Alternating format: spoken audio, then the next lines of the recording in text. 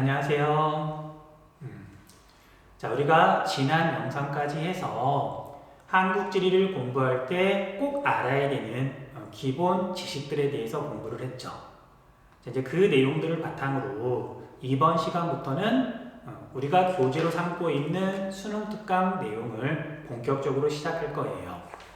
자, 그런데 선생님이 이제 한번 이야기했던 것처럼 오프라인 개학을 하면 수능 특강 내용을 프린트해서 다 나눠줄 생각인데, 근데 아직은 학교에 나올 수가 없잖아요.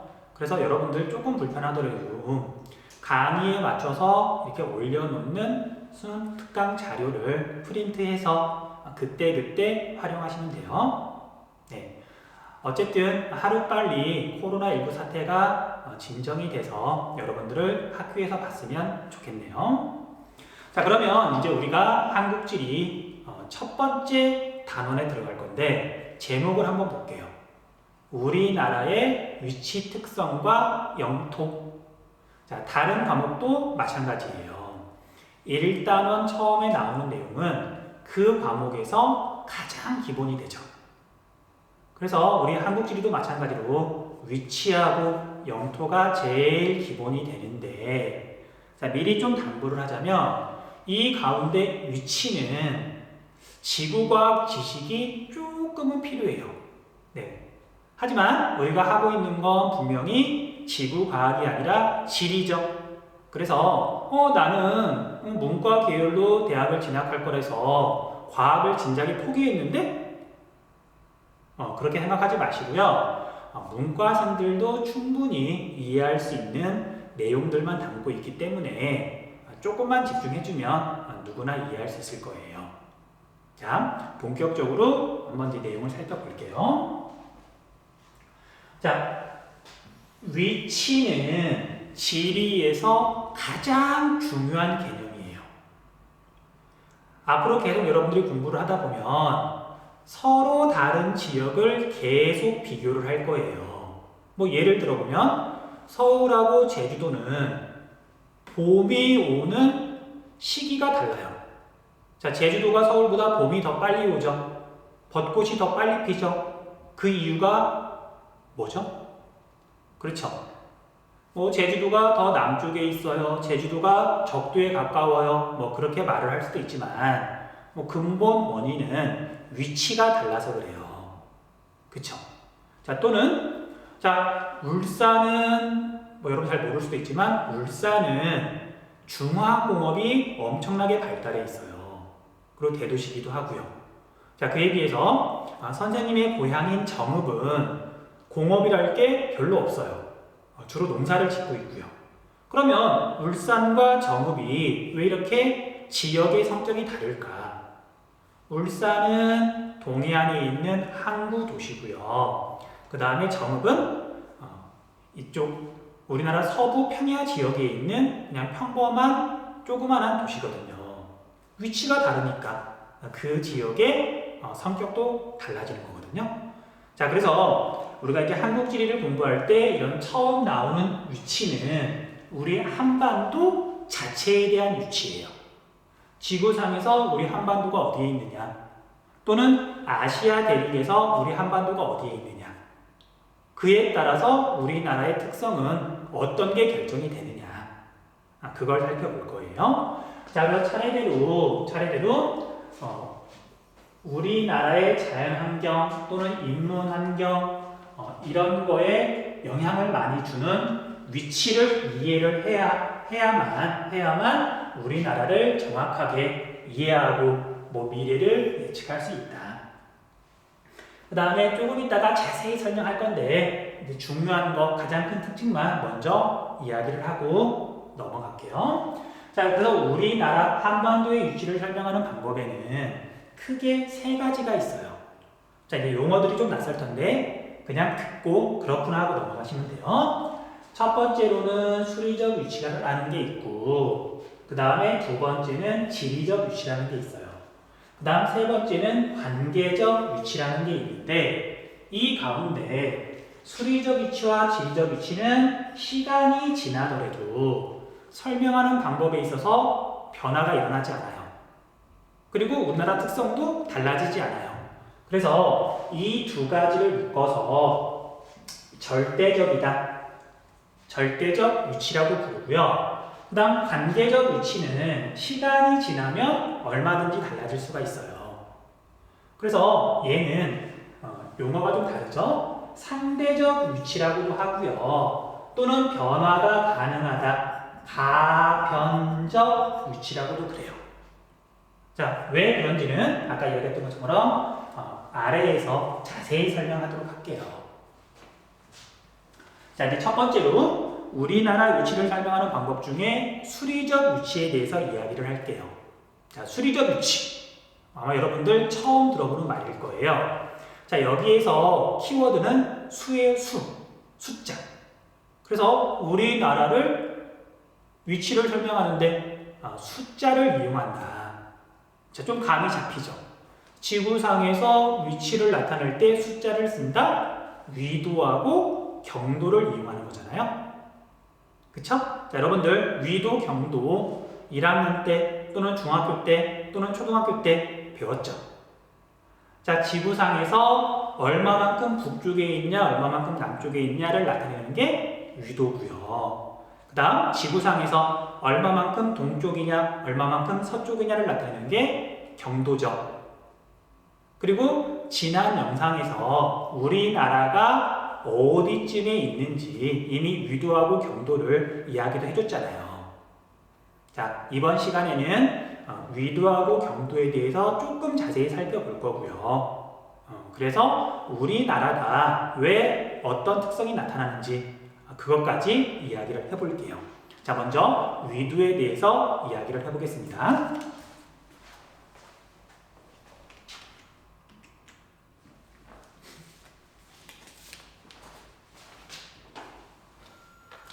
자, 여러분들 위도가 뭔지는 다 알고 있을 거고 또 방금 이야기도 했었죠.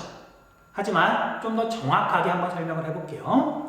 자, 위도라고 하는 건 지구상에서 얼마만큼 북쪽에 있냐, 얼마만큼 남쪽에 있냐를 나타내는 개념인데, 자, 우리가 적도라고 하는 개념 여러분들 알고 있죠? 지구의 가운데라고 생각할 수가 있는데, 지구의 중심하고 적도하고 이렇게 연결한 선하고요. 그 다음에 어떤 지점하고 지구의 중심하고 이렇게 선을 연결했을 때 그 각도를 위도라고 불러요. 위도. 그 다음에 위도가 같은 지점들을 쭉 연결한 선이 나오겠죠.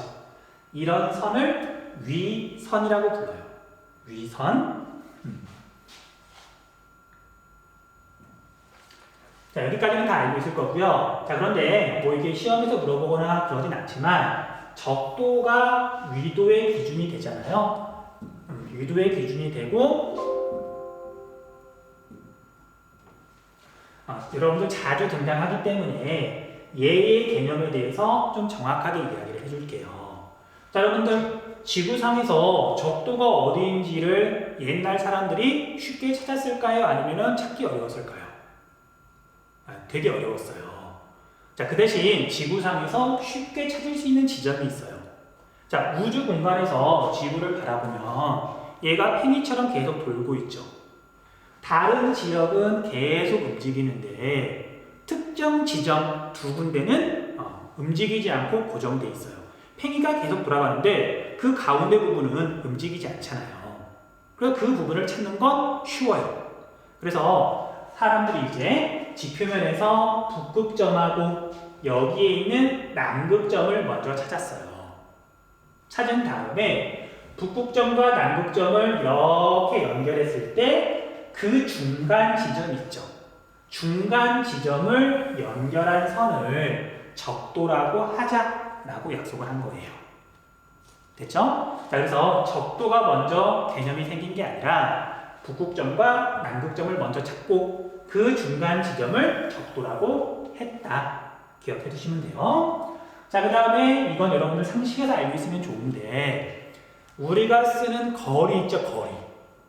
자, 거리의 기본 단위가 뭐죠? 센티미터, 킬로미터, 밀리미터, 그쵸? 미터예요, 미터.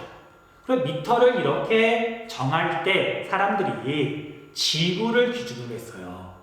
우리가 살고 있는 곳이니까. 자, 그래서 지구의 둘레를 4만 킬로미터로 하자. 4만 킬로미터로 하고, 그러면 그거에 아마 400만 분의 1? 이만큼쯤 되잖아요. 이걸 1m라고 하자라고 정했어요. 그래서 지구의 둘레는 여러분들 약 4만 킬로미터라고 알고 있으시면 돼요. 자, 조금 더 기억하기 쉽게. 자, 북극점이나 남극점에서 이렇게 적도를 향해서 선을 그었을 때, 이 경선의 길이가 10,000km예요. 10,000km. 그러니까 사실은 4만 킬로미터를 기준으로 미터를 정한 건 아니고, 이 10,000km를 기준으로 1m를 정했거든요.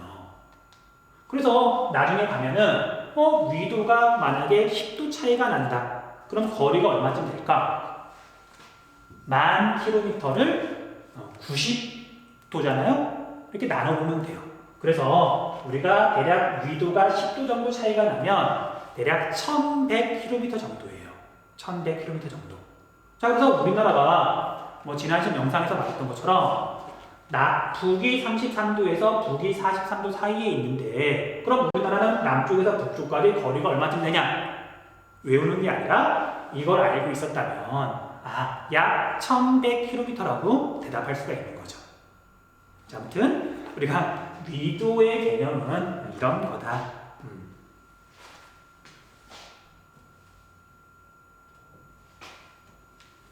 자, 그 다음에 적도가 이렇게 있으면 이제 용어를 또 하나하나 정리를 할 건데, 지구는 구죠. 적도를 기준으로 이 구가 반절로 쪼개져요. 그걸 우리가 반구라고 불러요. 그래서 우리가 북쪽에 있는 구의 절반을 북반구라고 부르고요. 그 다음에 남쪽에 있는 구의 반절을 남반구라고 부르죠. 알고 있겠죠? 자, 그 다음에 북쪽의 위도를 북위라고 부르고 남반구의 위도를 남위라고 부르고요. 그 다음에 이 위도의 범위는 적도를 기준으로 적도의 위도는 0도죠.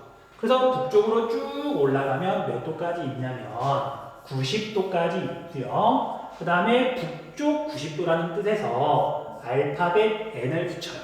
노스죠. 그 다음에 남쪽으로도 마찬가지죠. 쭉 내려가면 얘도 몇 도까지 있냐면 90도까지 있고, 알파벳은 당연히 대문자 S를 붙이겠죠. 그쵸? 범위 알아주시고요. 그 다음에 여러분들 이런 말 많이 썼을 거예요. 저위도, 그쵸? 중위도, 고위도. 자, 우리가 0도부터 90도까지 있는데 이걸 지금 3개로 나눈 거잖아요. 사실 정확한 의미는 조금 다르지만 여러분들이 그냥 3등분해서 기억하시면 돼요. 자, 그래서 30도가 이렇게 있고 60도가 이렇게 있으면요, 적도부터 30도까지를 보통 저위도라고 부르고요. 그 다음에 30도부터 60도까지를 중위도라고 부르고, 그 다음에 60도부터 90도까지를 우리가 보통 고위도라고 부른다. 자, 이제 위도에 대한 개념은 거의 설명이 끝났어요.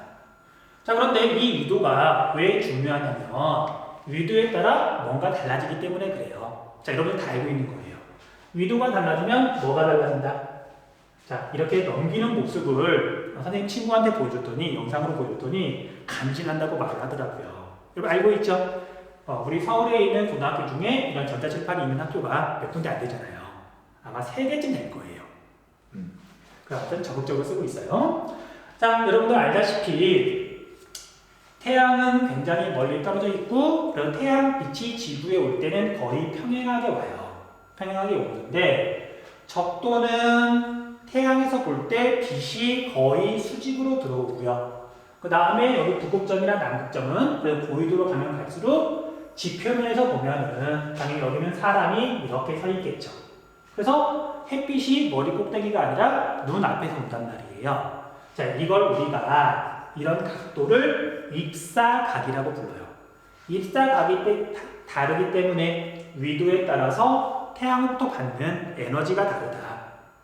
좀 과학스럽죠? 자, 또 과학스러운 용어를 하나 더 말을 하자면, 자, 입사각이 다르기 때문에 위도에 따라서 뭐가 달라지냐면 연평균 기온이 달라져요.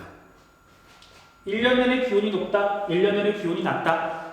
알고 있는 내용이잖아요. 연평균 기온이 달라지고요. 자, 이걸 조금 다르게 표현하면 기후대가 달라져요. 열대기후, 온대기후, 냉대기후, 한대기후. 기후대가 달라지는 이유는 태양으로부터 받는 에너지가 다르기 때문에 태양으로부터 받는 에너지는 위도에 따라서 달라진다. 자, 그리고 기후가 다르면 자라는 식물들도 달라지거든요. 그래서 위도는 기후대를 결정한다. 알아두시면 돼요.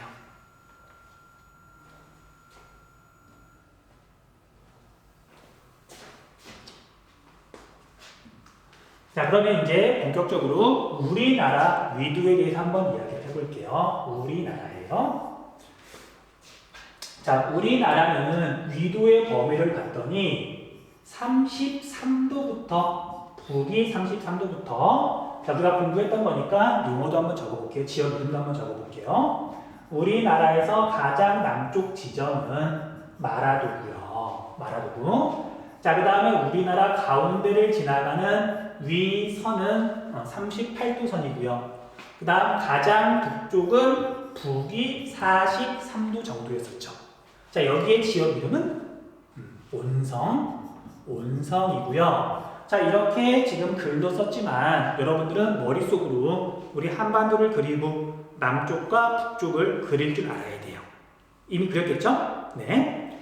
자, 이렇게 표현하기도 하고요. 다른 표현으로 우리나라는 북반구에 있다. 북반구에 있는데 이렇게 정확한 숫자는 아니지만 대략적인 범위로 말하기도 해요. 그럼 우리나라는 북반구 중위도 지역에 있다라고 말을 해요. 중위도 지역에 있다. 자, 그러면 이제 우리나라는 위도가 이렇게 걸쳐 있고요. 북반구 중위도에 있기 때문에 과연 어떤 특성이 나타날까? 자, 지금 설명하는 건 위도에 의해서 우리나라의 특성이 결정된 거예요. 자, 첫 번째는 아까 위도에 따라 기후대가 달라진다 그랬죠. 그래서 우리나라는 열대 기후도 아니고 굉장히 추운 한대 기후도 아니고 그 중간 기후가 나타나요. 여러분들은 보통 온대 기후라고 알고 있을 건데, 자, 정확히는 냉대 기후도 좀 나타나고요. 북한 지역. 그 다음에 남한은 주로 온대 기후가 나타나요. 그래서 냉온대 기후가 나타난다. 위도 때문에 결정되는 우리나라의 큰 특징이죠. 자, 그 다음 하나 더. 자, 이제 냉온대 기후가 나타나면서 계절 변화가 뚜렷하게 나타나죠. 평균을 내면 사람이 살기 좋은 그런 기후가 나타나는데 우리나라를 보면 여름에 엄청 덥고요. 겨울에 엄청 춥죠. 그 이유가 중위도 지역에 있기 때문에 그래요. 여름과 겨울에 이렇게 기온 차이가 많이 나고 그 다음에 여름과 겨울에 특성이 완전히 달라지는 거. 중위도이기 때문에 그런 거거든요. 아무튼 적어놓고 설명할게요. 자, 우리나라는 사계절이 뚜렷하다. 중위도 지역에 있어서 나타나는 특성이다. 자, 보세요. 자, 열대기후, 저위도 지역을 한번 봐봐요. 거기도 기온 변화는 있어요. 여름철에 좀 덥고요. 겨울철에 기온이 조금 낮아요. 자, 겨울이라고 무조건 추운 거 아니에요? 상대적으로 기온이 높은 시기를 여름, 낮은 시기를 겨울이라 그러는데 적도 근처는 여름에는 기온이 많이 높고요. 겨울에는 상대적으로 기온이 낮을 뿐이지 겨울에도 기온이 높은 건 마찬가지예요. 그러니까 차이가 없는 거죠. 자, 같은 원리로 북극이나 남극을 보면 겨울에는 엄청 추워요. 막 영하 50도까지 떨어지고 그래요. 평균 기온이. 자, 그런데 여름철을 봤더니 기온이 오르긴 올라요. 영하 20도까지. 영하 50도나 영하 20도나 추운 건 똑같잖아요. 그래서 저위도나 고위도는 계절 변화가 뚜렷하지 않은 데에 비해서 중위도 지역은 계절 변화가 굉장히 뚜렷하다. 기억 좀 해두세요. 자, 이제 참고로 조금 있다가 지리적 위치를 설명할 건데 학생들이 많이 헷갈려하는 부분이 있어요. 자, 여기 기후라는 말이 나오는데 내문대 기후. 조금 이따 가면 대륙성 기후, 뭐 계절풍 기후 그런 말이 나와요.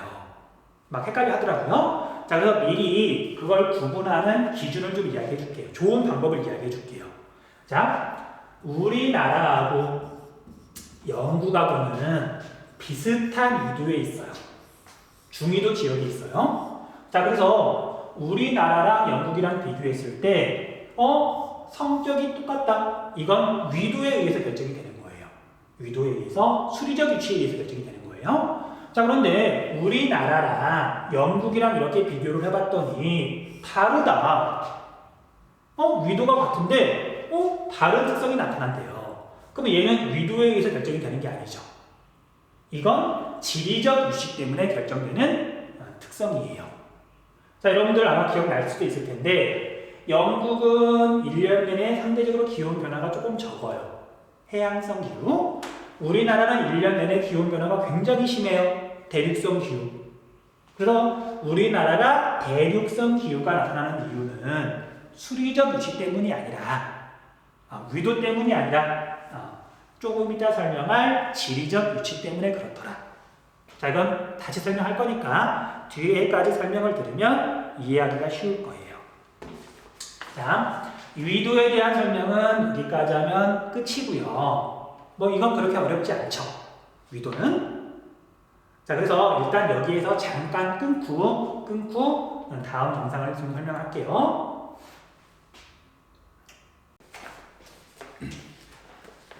자, 영상을 잠깐 끊었던 이유가 위도는 그래도 조금 내용이 어렵진 않아서 학생들도 대체로 이해를 잘 하더라고요. 하지만 지금 설명할 경도는 여러분들 벌써 걱정되죠?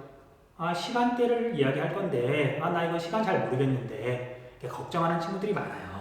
그 내용이 조금은 어려워서 선생님도 이렇게 준비를 많이 했지만 설명하다가 혹시라도 뭔가 이렇게 버벅이거나 그러면 앞에 있는 영상은 살리고 뒤에 부분만 다시 찍거나 하려고 잠깐 잘랐어요. 잠깐 멈췄다가 다시 하는 거예요. 자, 그런데 여러분들 다시 한번 쌤이 강조하지만 우리가 공부하는 건 지구과학이 아니라 한국지리죠.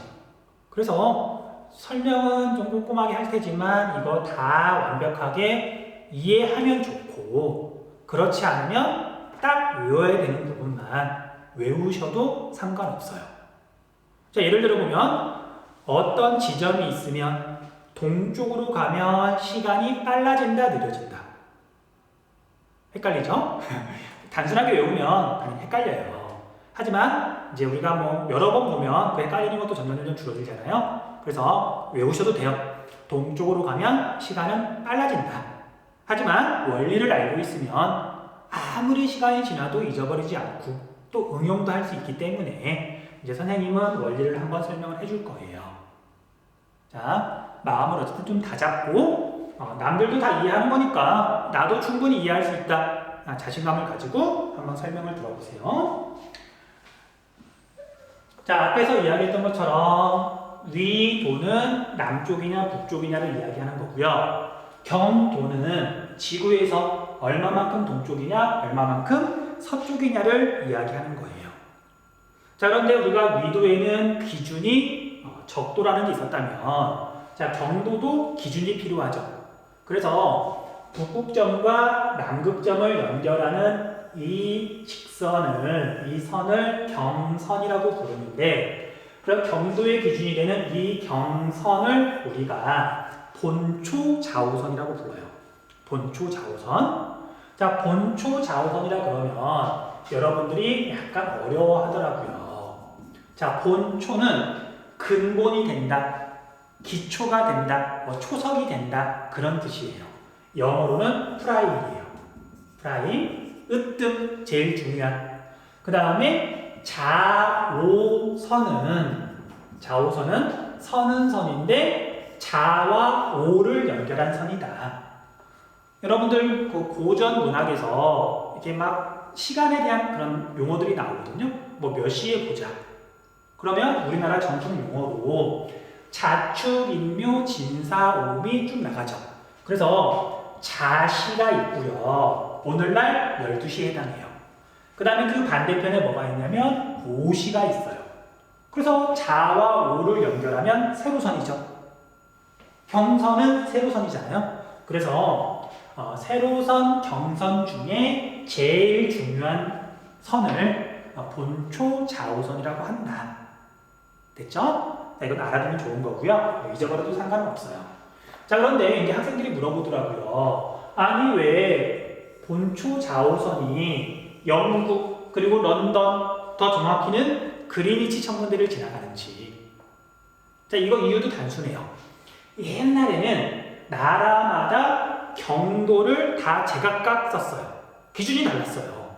근데 너무 불편한 거예요. 외국하고 교류가 많아지면서 당연히 통일할 필요가 생겼으니까.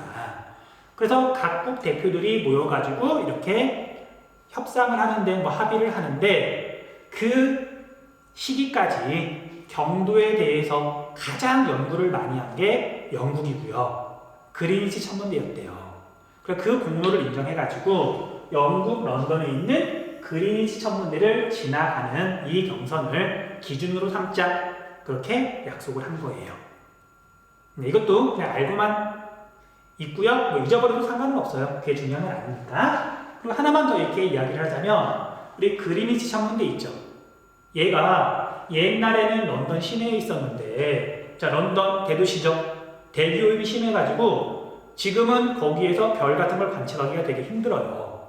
우리 서울 시내에 천문대 있나? 잘 모르겠네요. 자, 그래서 그리니치 천문대도 이사를 갔어요. 그래서 정확히 표현하려면 본초 좌우선은 영국 런던에 있는 옛날 그리니치 천문대를 지나간다 라고 설명하시면 돼요. 참 말해놓고도 별로 쓰잘데기가 없네요. 자, 넘어갈게요. 네.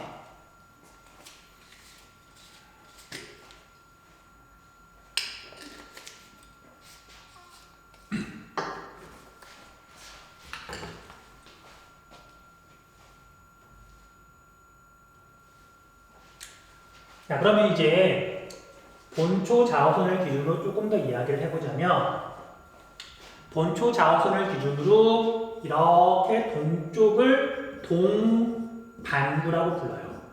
사실 잘 쓰는 개념은 아니거든요. 뭐 이렇게 동반구나 서반구나 뭐가 눈에 띄게 달라지는 건 없으니까 잘 안 쓰지만 그래도 기본 용어니까. 그 다음에 서쪽을 서반구라고 불러요. 그 다음에 우리가 앞에서 위도에 이렇게 범위가 있었죠. 경도도 마찬가지로 범위가 있어요. 자, 당연한 얘기지만 지구 한 바퀴는 360도. 그래서 동쪽으로 서쪽으로 이렇게 쭉 가다 보면 만나는 지점이 있겠죠. 거기까지가 경도의 범위예요.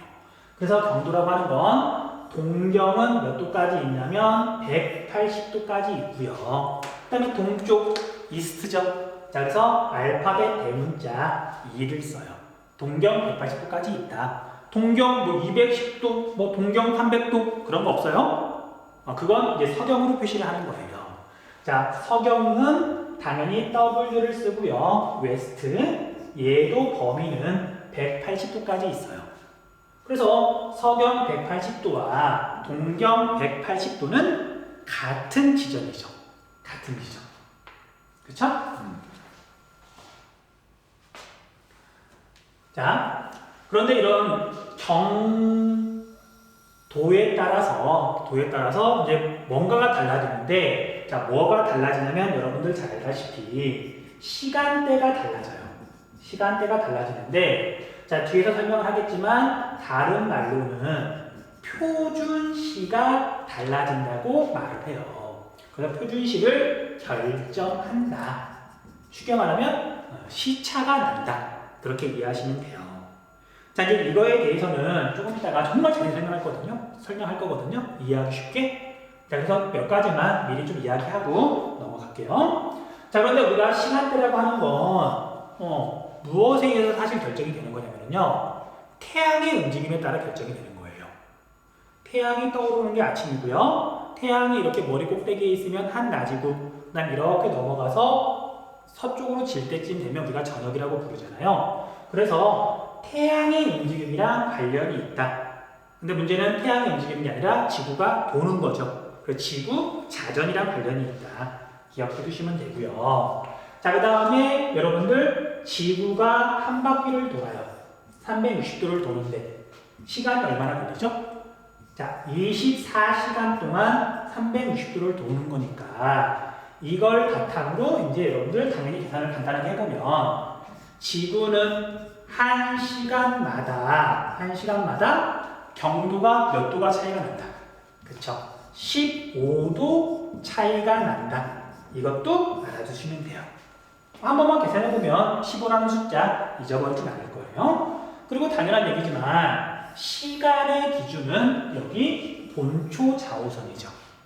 자, 일단 여기까지 기억을 좀 해두시고요. 다음 내용으로 넘어갈게요.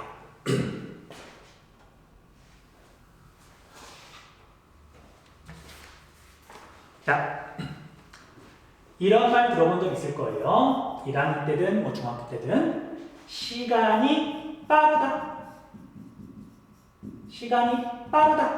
무슨 뜻일까요? 시간이 빠르다. 좀 애매한 표현이거든요. 자, 그래서 이건 이렇게 이해하면 돼요. 자, 우리가 경도가 다르다, 위치가 다르다. 자, 그래서 A 지점이 있고 지구상에서 꽤 멀리 떨어진 곳에 B 지점이 있다라고 한번 해볼게요.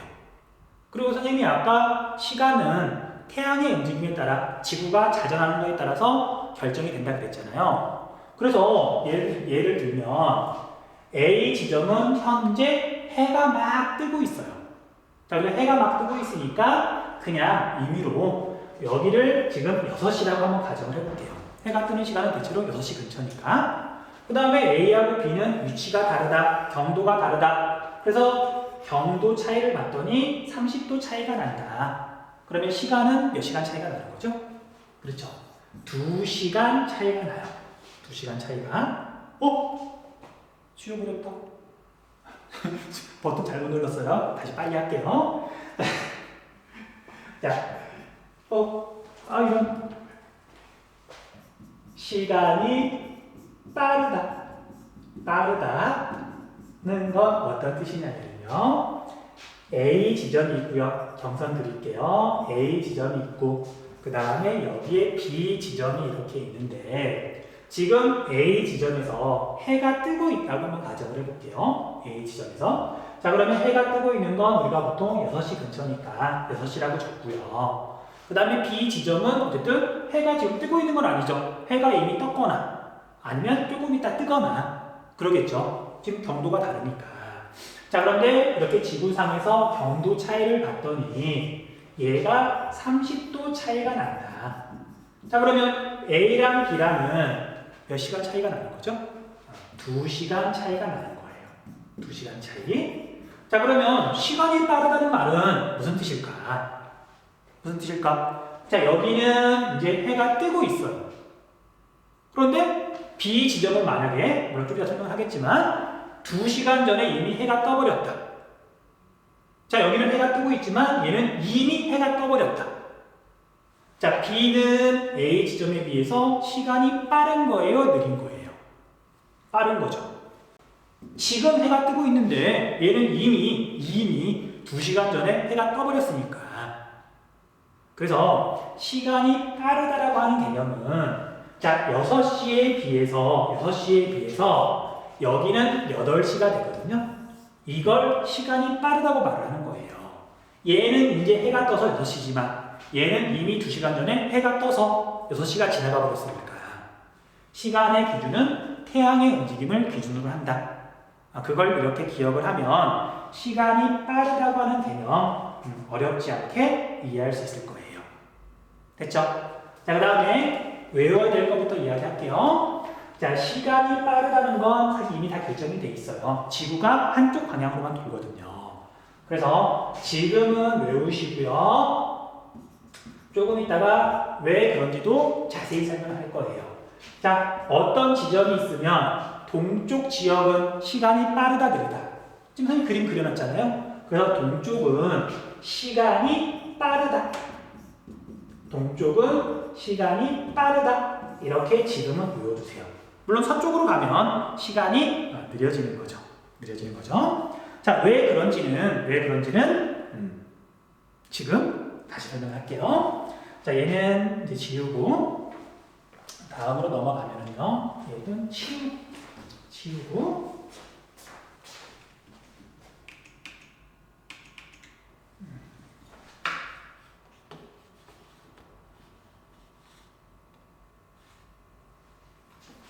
자, 화면 잘 보세요. 자, 이거 원래 지구과학 관련 사이트인데 우리 한국지리나 또는 세계지리를 공부할 때도 많은 도움이 돼서 이렇게 한번 가져와 봤어요.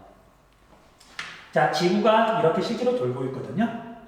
물론 지구는 혼자서 돌지만 태양이 이렇게 있으면 태양 둘레를 돌기도 해요. 자, 그런데 지금 이 그림은 이 칠판을 기준으로, 여러분들 기준으로 오른쪽에 태양이 있다고 가정하고 지금 설명을 하는 거예요. 자, 조금 더 확대를 해보면 이제 다시. 자, 그러다 보니까 태양이 오른쪽에 있으니까 지금 이쪽은 태양빛을 받아서 밝은 거고요. 그 다음에 그 반대쪽은 지금 어두운 거죠. 그리고 지구는 돌고 있는데, 자전을 하고 있는데, 그 자전 방향에 대해서 여러분들 잊어버리지 않도록 지금 정리를 해줄게요. 이것만 기억하면 돼요. 자, 여러분들 해는 어느 쪽에서 뜬다? 동쪽에서 뜨죠.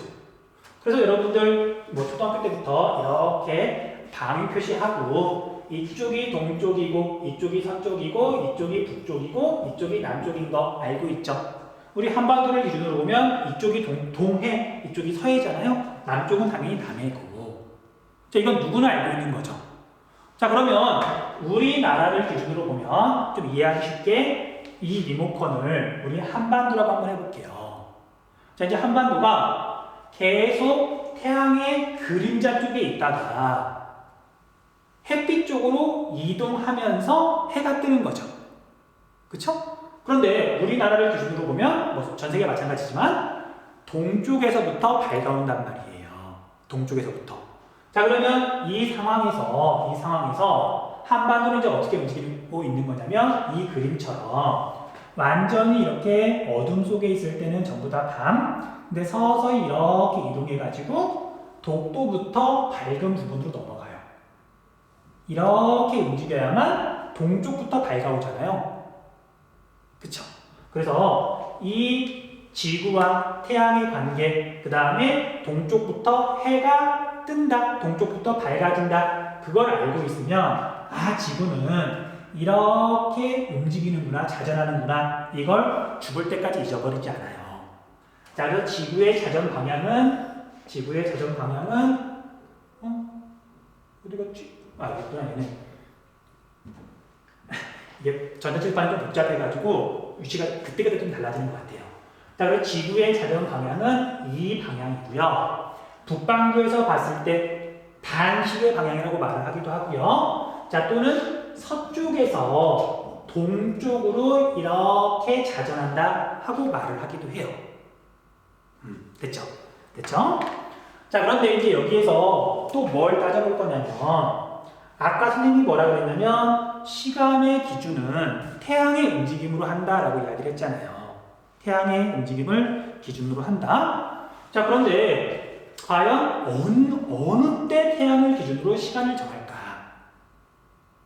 자, 무슨 소리냐면요. 자, 우리가 해가 뜨는 시간을 기준으로 만약에 시간을 정한다라고 해볼게요. 해가 뜨는 시간. 자, 해는 몇 시에 뜨죠? 자, 다시. 만약에 해가 뜨는 시간을 우리가 6시라고 하자라고 말을 하면 문제는 해가 뜨는 시간이 날마다 달라져요. 자, 우리나라를 보면 여름철에는 해가 굉장히 일찍 뜨죠. 반대로 겨울철이 되면 해가 굉장히 늦게 뜨죠. 기준으로 잡으려고 했더니 시간이 맨날 달라지잖아요. 그러니까 해가 뜨는 시간을 뭐 6시라고 하자 그런 식으로 기준을 잡을 수가 없는 거예요. 그럼 반대로 해가 지는 시간은 역시 기준으로 잡을 수가 없겠죠. 자, 그런데 태양의 움직임을 봤더니 1년 내내 늘 일정한 시각이 있어요. 자, 그때가 언제냐면 서쪽과 동쪽, 해가 뜨는 시각과 해가 지는 시각의 딱 가운데. 해가 동쪽에서 떠서 정확하게 남쪽을 지나서 이제 서쪽으로 넘어가는데 계절하고 상관없이 시기하고 상관없이 해가 늦게 뜨든 빨리 뜨든 동쪽에서 떠서 이렇게 지나가다가 정확하게 남쪽으로 올 때 있잖아요. 이 시간은 늘 일정해요. 변하지 않아요. 그래서 이 시간을 보통 12시라고 잡아요. 12시. 12시. 자, 그럼 이 그림을 해서 한번 이렇게 살펴보면 태양이 아까 여기에 있다고 지금 가정을 했었죠. 실제로 여기에 있기도 하고. 그러면 어떤 지점이 계속 움직이다가 해가 떠서 이렇게 가서 해를 정확하게 마주보는 지점, 여기에 왔을 때 이게 시간의 기준이다. 그쵸? 자, 그래서 이 위치에 왔을 때 시각을 뭐라고 말을 하냐면요. 남중시각이라고 말을 해요. 남중시각. 남중시각은 이제 보통 12시가 되는 거죠. 12시간. 됐죠? 자, 그렇게 이해를 해주시면 돼요.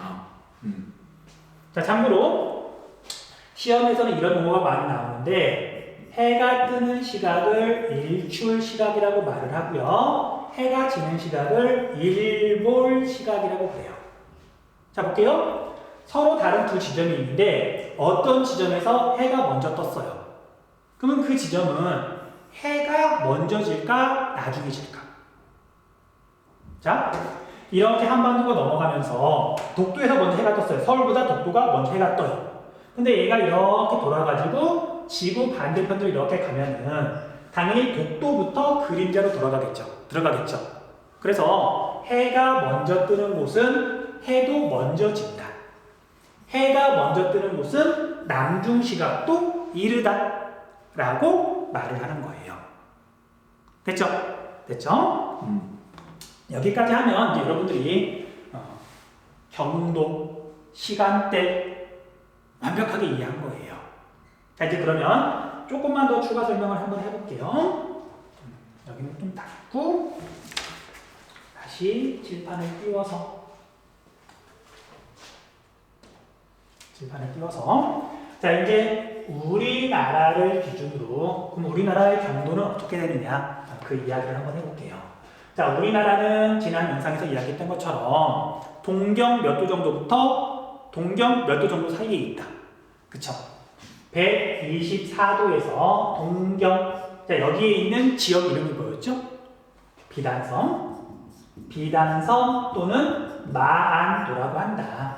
자, 그 다음에 동경 132도 근처에는 독도가 있다. 이렇게 이야기할 수가 있어요.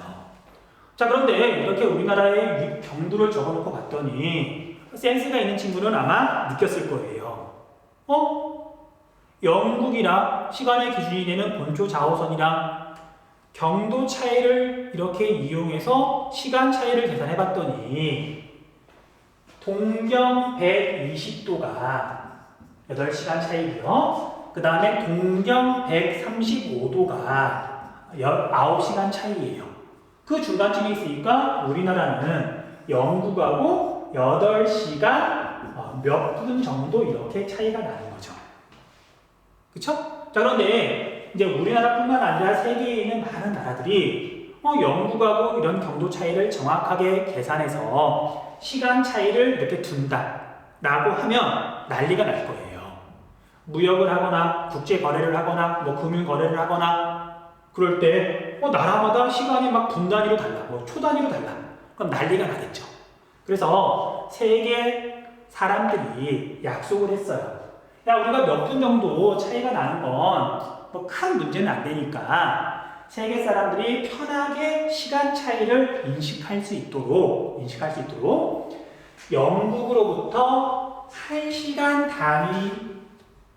단위마다 시간의 기준이 되는 경선을 설정하고 그래서 어떤 나라는 그 기준이 되는 경선을 정해서 시간을 측정하자. 시간의 기준으로 삼자. 그렇게 이야기를 한 거예요. 자, 이때 나오는 용어가 표준 경선이에요. 표준 경선. 그래서 표준 경선을 적용해서 쓰는 시간이 표준 시간이에요. 표준 시간. 자, 그러면 우리나라는 지금 분명히 여기에도 안 걸치고 여기에도 안 걸치는데 어떤 걸 과연 우리나라의 표준 경선으로 정했을까? 자, 여러분 알고 있죠? 우리나라는 동경 135도를 표준 경선으로 써요. 이유는 단순해요. 표준 경선을 정할 때 우리나라의 동쪽은 중국이 있고요. 중국은 이걸 쓰거든요. 우리나라의 동쪽에는 일본이 있죠. 자, 옛날에 냉전 시대에 우리나라는 중국과 교류가 없었죠. 공산 중이니까. 그래서 일본이 쓰고 있는 동경 135도를 우리나라의 표준 경선으로 정했다. 일본하고 뭐 친해서 그런 거 아니에요. 이런 이유가 있었던 거예요. 자, 이제 여기까지 기억해 두시면 돼요. 자, 이제 하나만 더. 자, 우리 표준 경선은 지구상에 몇 개가 있냐면 24개가 있어요. 본초 좌우선부터 15도, 30도 쭉 해가지고 한 바퀴 돌면 24개가 되겠죠. 됐죠? 자, 다시 조금만 더 그림을 그려보면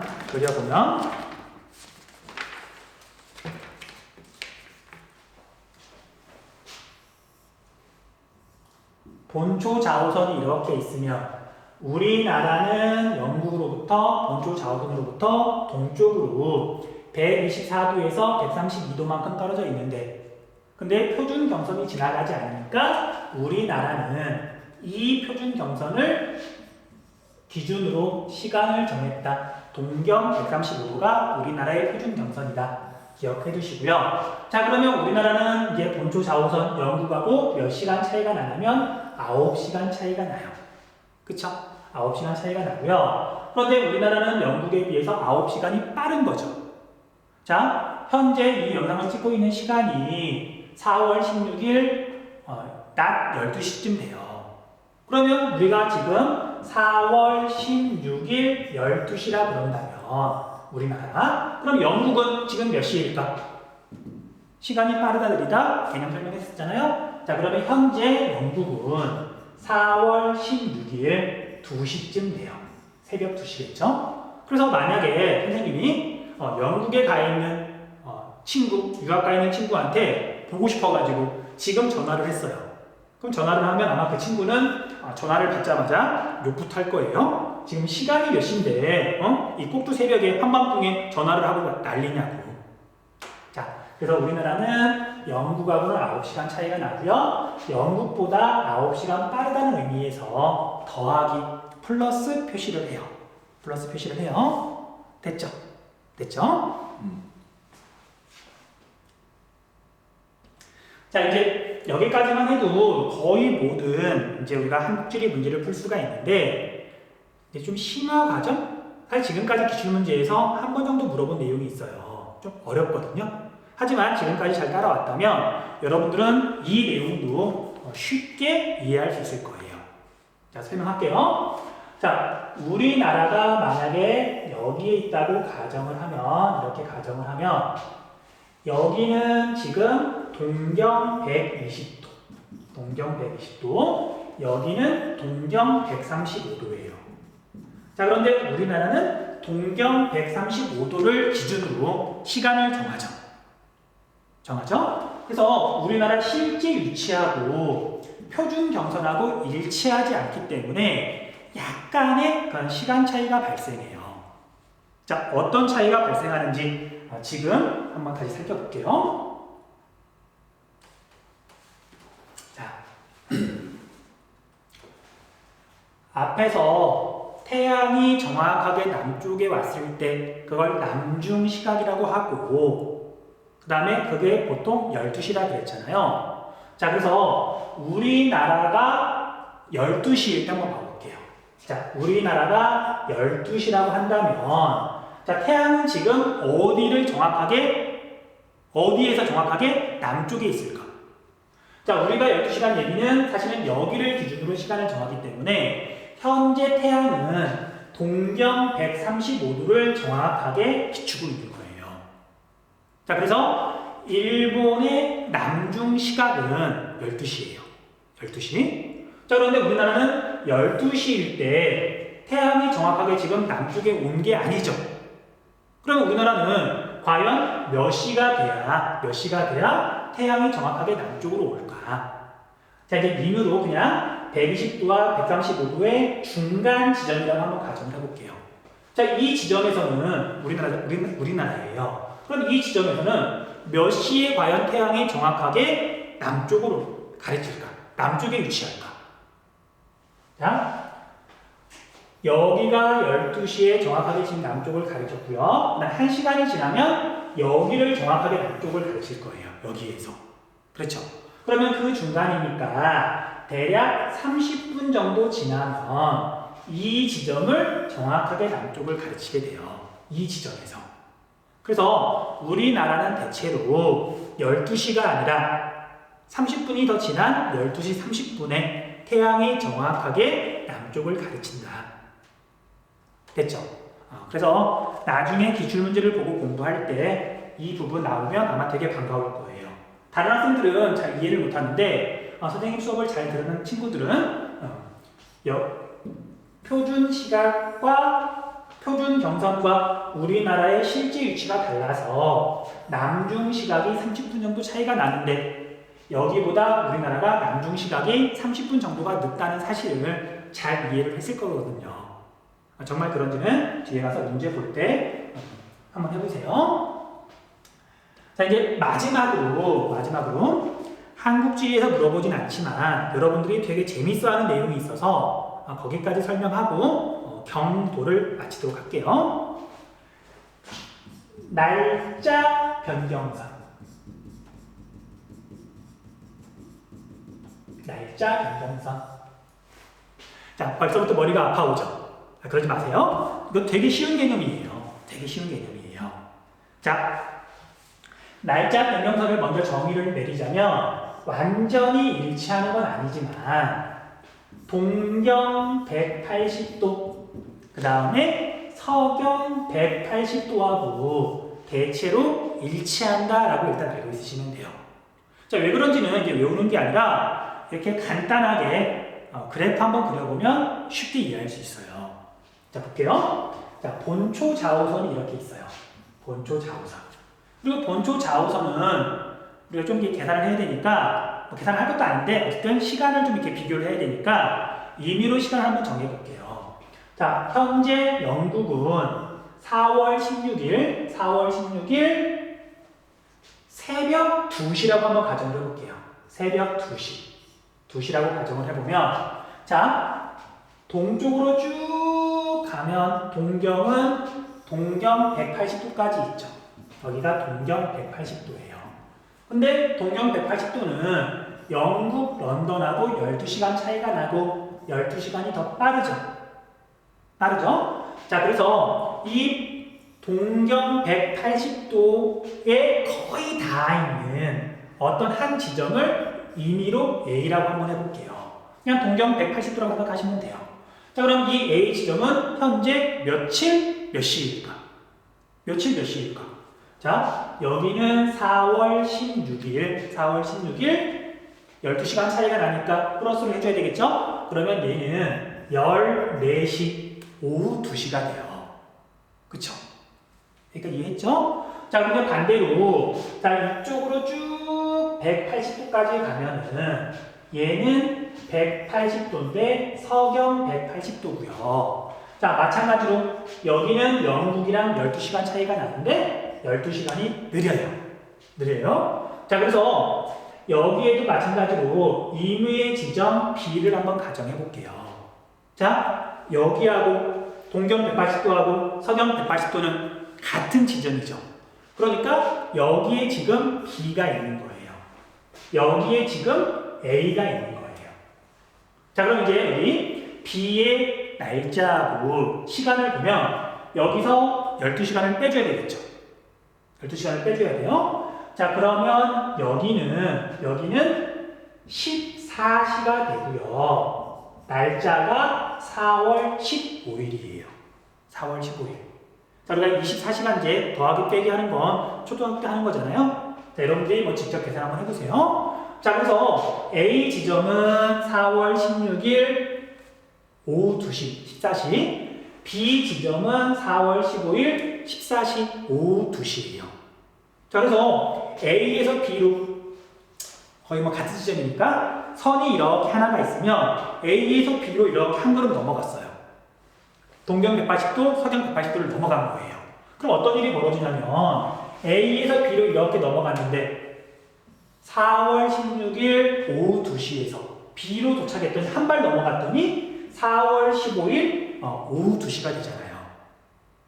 그쵸? 그래서 날짜 변경선이라고 하는 게 뭐 따로 존재하거나 뭐 특별하게 만든 게 아니에요. 시간의 기준을 본초 좌우선으로 정하고 경도라는 개념이 생기면서 그냥 자연스럽게 본초 좌우선의 지구 반대편이 날짜 변경선이 된 거예요. 됐어요? 근데 이제 문제는 이제 날짜 변경선이 이렇게 있는데 근데 하필이면 어떤 나라가 이렇게 영토가 걸쳐 있어요.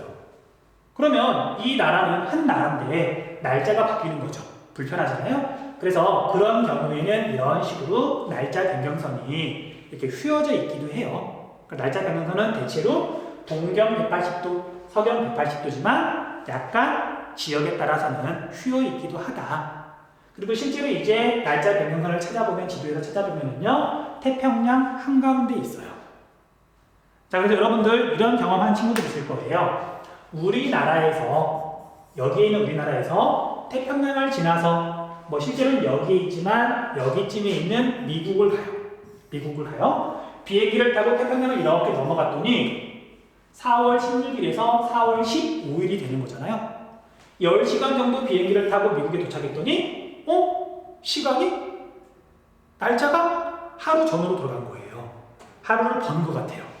근데 반대로 미국 여행을 마치고 이렇게 돌아왔더니 11시간 정도 비행기를 타는데 와서 봤더니 비행기 시간보다도 하루가 또 이제 이미 바뀌어 있는 거죠. 왠지 하루를 손해본 것 같아요. 그런 경험을 해본 친구들도 있을 거고 나중에 미국 여행 가게 되면 누구나 경험하게 될 거예요. 자, 됐죠? 여기까지 하면 정말 시간대에 대한 개념은 완벽하게 이해할 수 있는 거예요. 자, 마지막으로 한 번만 더 정리할게요. 자, 이제 여기에서 뭐 할 거냐면 우리나라는 영국보다 9시간이 빠르다 그랬죠. 자, 그러면 날짜 변경선보다는 3시간 차이가 날 텐데 3시간이 느린 게 되겠죠. 가끔 이렇게도 물어보니까 기억 좀 해주세요. 됐죠? 얘는 이제 닫고 그 다음에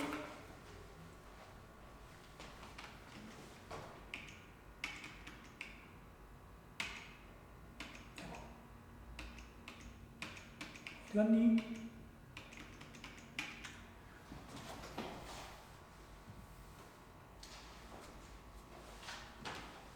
자, 이제 다음으로 지리적 위치하고 이제 관계적 위치에 대해서 이야기를 할 건데요. 자, 얘네들은 뭐 생각보다 쉬워요. 자, 지리적 위치는 대륙, 해양, 반도 등 지형, 지물을 기준으로 표현되는 위치라고 돼 있어요. 자, 이제 이렇게 생각하시면 쉬워요. 자, 이제 앞에서 위도, 경도 굉장히 자세하게 설명했잖아요. 근데 우리 실제 지구 표면을 보면 균일한 게 아니죠. 대륙이 있고 바다가 있잖아요. 자, 대륙과 바다는 분명히 성격이 달라요. 자, 여러분들 알고 있을 텐데 자, 똑같은 에너지를 많이 받고 있어요. 그러니까 뜨거운 에너지를 받고 있어요. 많은 에너지를 받고 있어요. 그럼 온도가 막 올라갈 텐데 쉽게 말하면 여름이에요. 자, 여름철에 대륙, 땅하고 해양, 물하고 어디가 더 온도가 빨리 올라가고 높게 올라간다. 당연히 물질이 다르니까 특성이 다른 거거든요. 자, 여러분들 땅이, 흙이 물보다 온도가 더 빨리 변해요. 어떻게 생각하면 되냐면 자, 여러분들 너무 여름철에 더워가지고 해수욕장을 갔어. 그래서 이제 맨발로 이제 모래사장을 이렇게 지나갈 때는 막 뜨거워가지고 이렇게 뜨끈뜨끈하잖아요. 그러다가 바닷속에 이렇게 들어가면 시원하죠. 예.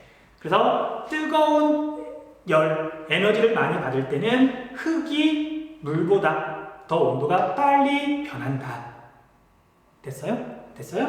그래서 자 지금까지 위도 경도를 설명할 때는 뭐 해양이냐 대륙이냐 그런 얘기를 안 했지만 실제 지구에는 해양도 있고 그 다음에 대륙도 있잖아요. 그것 때문에 위치에 따라서 또 특성이 달라지는 거예요. 됐어요? 자 이것도 좀 빠르게 한번 정리를 해볼게요.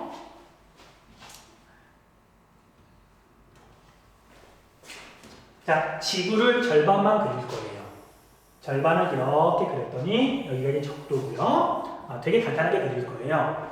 자, 우리나라는 지금 우리나라의 위치를 설명하고 있는 거니까 자, 30도부터 60도 사이에 있어요. 중위도 지역에 있어요.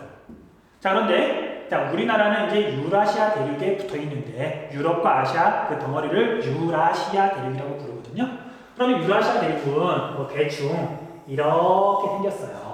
엄청 크죠? 그리고 우리나라는 여기쯤에 있어요. 우리나라 1번이라 그럴게요. 그 다음에 이제 위도는 비슷한데 유라시아 대륙의 동쪽이 아니라 동쪽 해안 동안이 아니라 유라시아 대륙 서쪽 해안 서안에 있는 나라가 있어요. 자 여기에 대표적인 나라가 영국이에요. 아까 한번 이야기했었죠. 자 그래서 여기를 2번이라 그럴게요.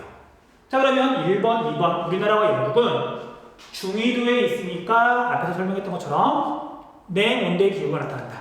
사계절의 변화가 뚜렷하다. 이건 공통점이에요. 중위도에 있기 때문에 나타나는 특성이니까. 근데 하지만 같은 중위도지만 우리나라는 대륙의 동쪽에 있고 영국은 대륙의 서쪽에 있어서 어떤 차이가 난단 말이에요. 자, 그 차이가 나는 가장 큰 원인은 첫 번째가 바람 때문에 그래요. 자, 이건 뭐 우리 한국지리 시간에는 굳이 정리할 필요는 없지만 그리고 이미 여러분들이 사실 알고 있어요. 편서풍. 우리나라는 편서풍 영향을 받죠. 편서풍은 1년 내내 서쪽에서 불어오는 바람인데 서쪽에서 이렇게 불어오는 바람인데 우리나라 입장에서는 이 편서풍이 대륙에서 불어와요. 대륙에서. 그러니까 대륙에 영향을 많이 받는 거거든요. 그 다음에 이 영국은 편서풍이 1년 내내 바다, 대서양에서 불어와요. 바다의 영향을 많이 받아요. 자, 그래서 우리나라랑 이렇게 영국이랑 비교를 해보면 이런 차이가 있어요. 평균 기온은 비슷해요. 평균 기온은 비슷해요. 위도가 비슷하니까. 하지만 우리나라는 여름철에 대륙의 영향을 많이 받기 때문에 기온이 미친 듯이 올라가고요. 그 다음에 겨울에는 또 대륙의 영향을 많이 받기 때문에 기온이 미친 듯이 떨어져요. 그쵸? 자, 그에 비해서 영국은 1년 내내 바다에서 바람이 불어오고 바다의 영향을 많이 받기 때문에 여름철에도 기온이 별로 안 올라가고요. 겨울철에도 기온이 별로 안 올라가요. 안 떨어져요. 됐어요? 자, 그래서 1년 중에 기온이 높을 때랑 기온이 낮을 때랑 그 차이를 연교차라고 하는데 1년 동안 기온을 비교했더니 그 차이가 얼마나 되느냐. 우리나라는 유라시아 대륙의 동쪽에 있기 때문에 연교차가 크다. 연교차가 큰 이유는 대륙의 영향을 많이 받는다. 대륙성 기후가 나타난다. 자, 그 다음에 영국은 1년 내내 바다에서 바람이 불어오고 그 영향을 받기 때문에 연교차가 작다. 연교차가 작은 건 바다의 영향을 받기 때문이다. 해양성 기후라고 불러요. 대륙의 서쪽에 있기 때문에. 자, 그래서 우리나라는 대륙성 기후가 나타나는데 그 이유는 유라시아 대륙 동쪽에 있기 때문이다. 위도나 경도 때문이 아니라 중위도지만 서쪽과 동쪽은 분명히 다르단 말이에요. 대륙성 기후가 나타난다. 기억해 두시면 돼요. 이것도 뭐 어렵지 않죠? 일단 마지막 하나 더.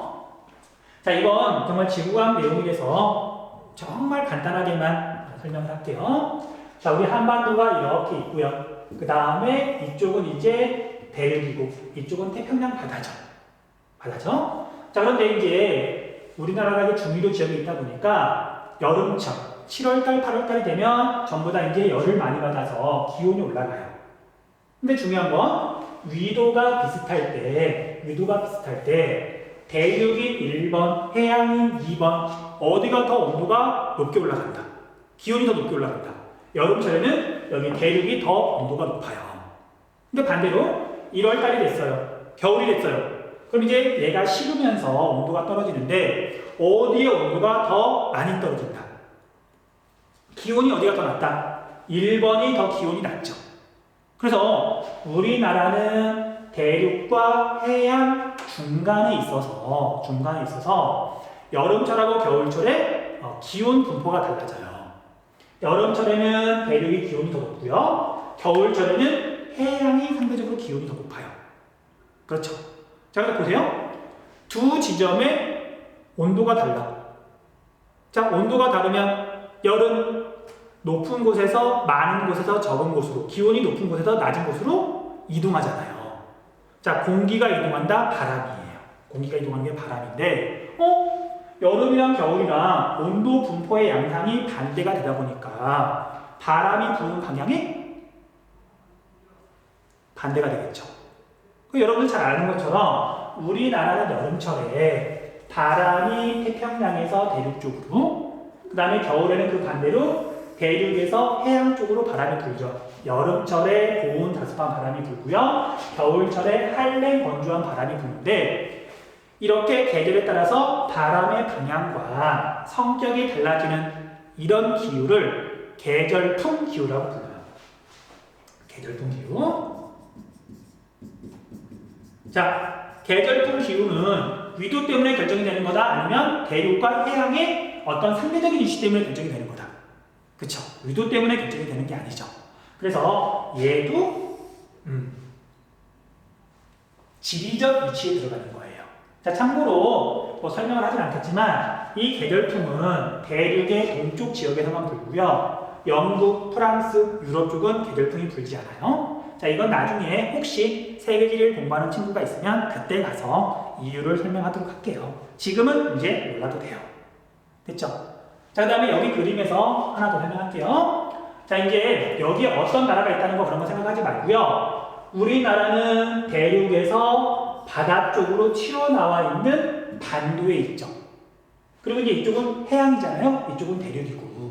그러다 보니까 대륙에서 해양으로 진출할 때 우리나라를 거쳐가면 편하죠.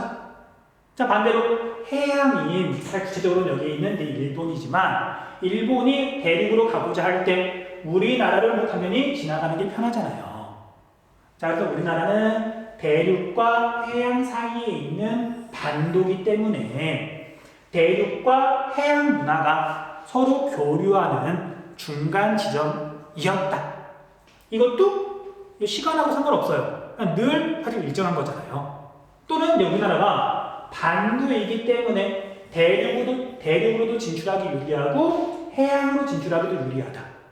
자, 일본 같은 경우에는 대륙으로 진출하려면 배로 가서 다시 뭐 기차나 자동차로 갈아타야 되잖아요. 우리는 그럴 필요가 없는데. 자, 그래서 대륙과 해양으로 모두 진출하기 유리하다. 이것도 지리적 위치에 대한 설명이에요. 자, 이제 마지막으로 관계적 위치만 빨리 하고 마칠게요. 자, 다시 우리 한반도가 이렇게 있으면 점심때가 다가와가지고 점점 대충 그리네요.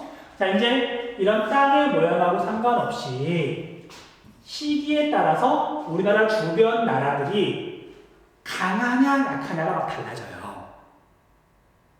자, 한 예를 들어보면, 자, 과거 조선시대까지는 우리나라는 중국을 형님 나라로 모시고, 그 다음에 여기 일본은 외라 그래가지고, 외나라, 외노? 약간 멸시했죠. 멸시하기보다는 우리보다 약간 낮게 봤죠. 그래서 조선시대까지는 주로 대륙의 문화를 우리나라가 이제 일본에 전해주면서 일본한테 아무튼 우리가 위에 있다, 일본이 아래에 있다, 그렇게 여겼다면 좀 슬픈 역사지만 일제강점기 무렵에는 일본의 힘이 엄청 세진 거죠. 그러다 보니까 일본의 힘이 세지면서 일본이 우리나라를 지배했잖아요. 자, 이런 것처럼 시간이 지나면 일본의 힘이 약할 때도 있고 셀 때도 있고 그러면서 우리나라랑 맺는 관계가 달라진다. 관계적 위치라고 불러요. 자, 중국도 마찬가지예요. 자, 우리가 조선시대까지는 중국으로부터 문화를 받아들이기 위해서 노력도 많이 하고 교류도 많이 했었는데 전 세계가 냉전 시대일 때는 공산주의, 민주주의, 교류가 없었죠. 자, 그런데 냉전이 끝나고 이제 국제 교류가 많아지면서 현재 이제 우리나라는 중국하고 가장 많은 무역을 해요. 바로 옆에 있기도 하고 인구가 엄청나게 많으니까. 그래서 중국하고의 관계도 옛날이랑 지금이랑 달라요. 그리고 미래에도 얼마든지 달라질 수 있는 거죠. 그래서 시기에 따라 이렇게 달라지는 걸 관계적 위치라고 한다. 됐죠? 자, 이제 마지막으로 다시 한번 정리하자면 위치를 설명하는 방법에는 세 가지가 있는데 첫 번째는 수리적 위치, 두 번째는 지리적 위치, 세 번째는 방금 말한 관계적 위치가 있는데 수리적 위치하고 지리적 위치는 시간이 지나도 달라지지 않는다. 절대 위치, 그 다음에 관계적 위치는 시간이 지나면 달라질 수 있다. 상대적인 위치, 그 다음 가변적인 위치. 이렇게 정리하시면 돼요. 자, 오늘은 사실 좀 걱정이 좀 많았어요. 위도는 좀 쉬워. 근데 경도, 시간대, 야, 이걸 과연 내가 50분 만에 잘 전달할 수 있을까 걱정을 좀 많이 했는데 모르겠어요. 아직 시간을 확인해보지 않았는데 혹시 50분이 좀 넘었더라도 이걸 중간에 끊을 수는 없었거든요. 이해해 주시고요. 자, 아무튼 수업 듣느라 고생 되게 많이 했을 텐데 혹시 이해가 안 되면 질문 게시판에 글 남겨주시고요. 혹시 뭐 다시 한번 보려면 돌려서 보시면 되고요. 자, 어려운 내용 수업 듣느라 고생했고요. 다음 영상에서 보겠습니다.